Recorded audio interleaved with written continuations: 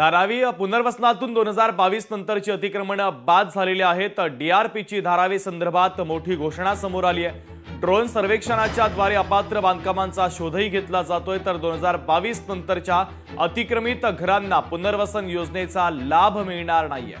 धारावी पुनर्विकास प्रकल्पाच्या अंतर्गत पोटमाळ्यावरील अपात्र रहिवाशांचं देखील पुनर्वसन करण्यात येणार आहे।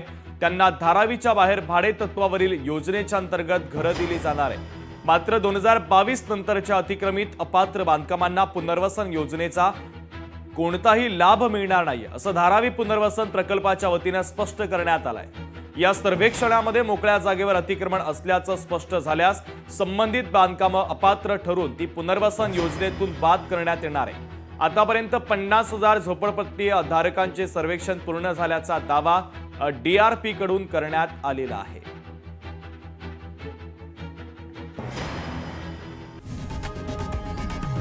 लोकशाही मराठी ऐका, पहा, जागरूक रहा।